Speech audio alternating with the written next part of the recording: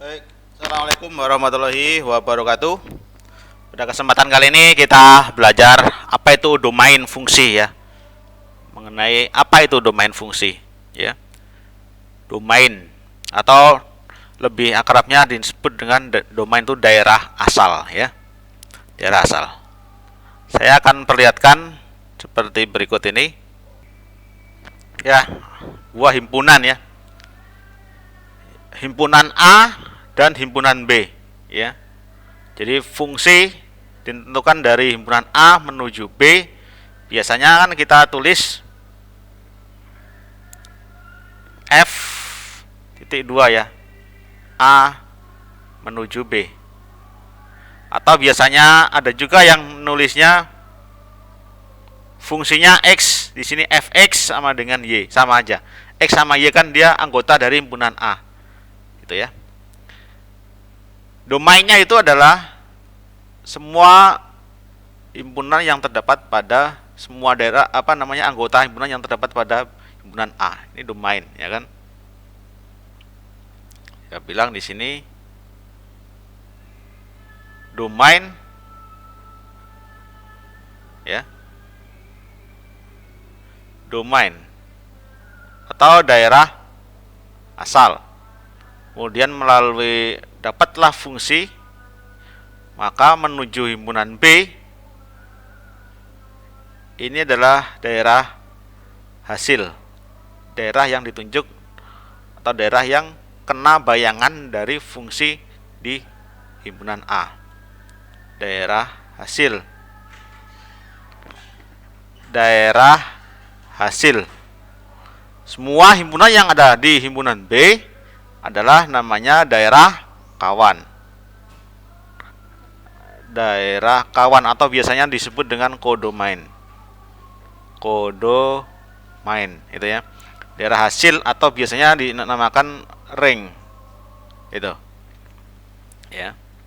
Jadi semua himpunan daerah domain itu himpunannya biasanya adalah X ya, biasanya disimbolkan dengan X, anggota semua himpunan bilangan real. Itu ya. Dan himpunan B atau daerah kawan itu adalah ada dan terdefinisi ya. Ada dan terdefinisi. Jadi tidak boleh tidak ada hasilnya itu. Ada dan terdefinisi. Berarti di dalamnya termuat himpunan bilangan real, bulat dan seterusnya ada semua di sini ya. Kecuali yang bilangan tidak nyata itu nggak boleh berarti di sini. Itu ya. Secara matematis kita bisa menuliskan bahwa DF itu adalah domain dari fungsi ya.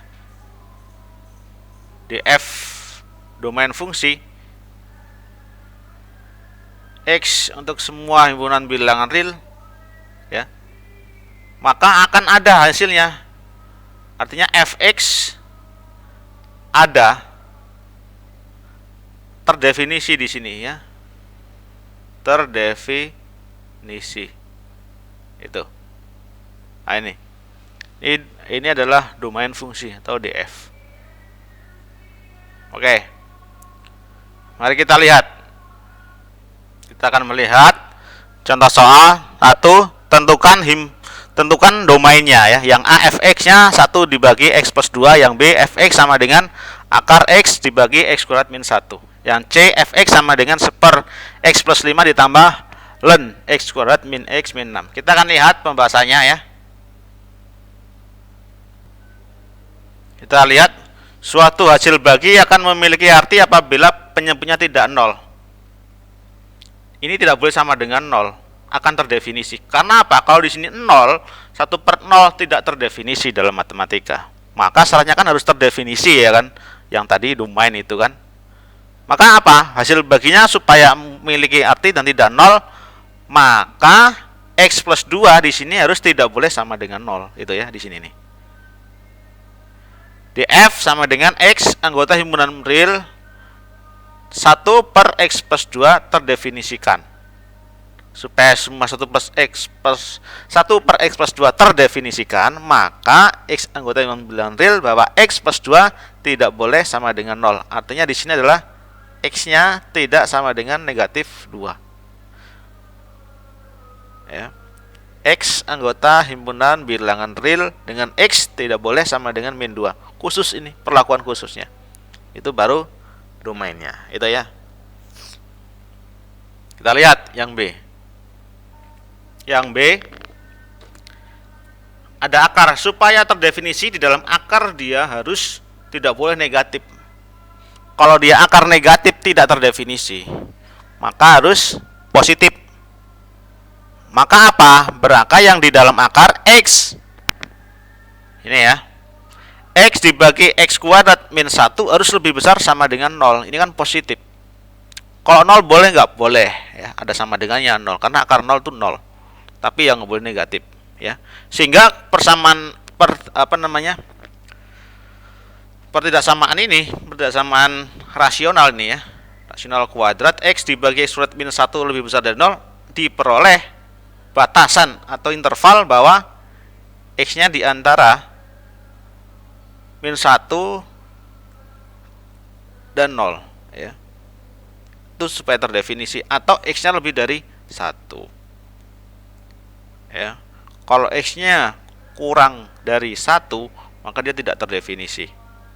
Sudah jelas ya kan? Syaratnya ini sudah kelihatan ya. Tuh. Sudah jelas ya saya kira ya. Nah, untuk membuat model yang ini, pemecahan ini kan modelnya pertidaksamaan rasional ya. Nanti silakan kalian bisa dilihat di pembahasan yang pertidaksamaan rasional supaya dapat seperti ini ya. Gitu. Nah, ini ya. Paham ya? Kita lihat yang selanjutnya. Oke, kita lihat yang ketiga, bahwa suatu jumlahan memiliki arti apabila masing-masing sukunya terdefinisi. Maksudnya suku-suku itu yang mana ya ini? Pertanyaannya itu suku-sukunya itu yang ini nih, suku-suku. Ini suku, karena masing-masing. Kalau ada penjumlah lagi ya suku-sukunya. Ini harus terdefinisi dan belakang juga terdefinisi. Itu kan saya bilang, maka masing-masing kembali yang kayak tadi sifatnya.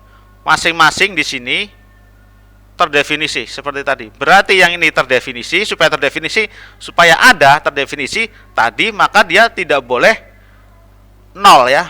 Yang pemilihannya tidak boleh, penyebutnya tidak boleh 0. Maka kita syaratkan X plus 5 tidak boleh sama dengan 0, sehingga X-nya diperoleh tidak boleh sama dengan negatif 5. Itu. Ini tidak boleh 0.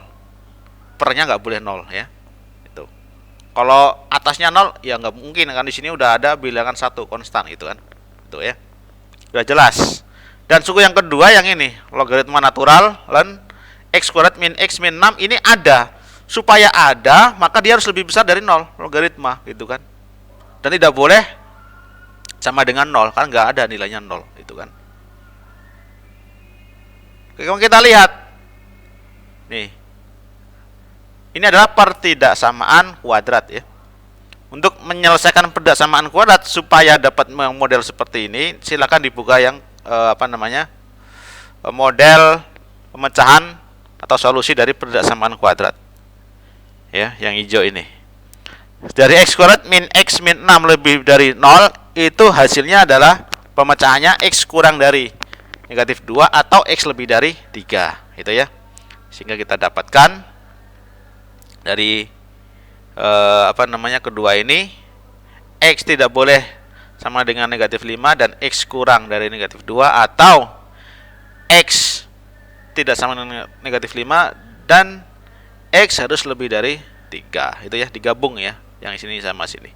Oke, paham ya? Oke. Mungkin sering-sering latihan mungkin akan paham. Oke, terima kasih atas perhatiannya. Semoga apa yang saya sampaikan bermanfaat dan mengingatkan buat adik-adik semuanya. Kurang lebihnya mohon maaf. Saya akhiri, wassalamualaikum warahmatullahi wabarakatuh.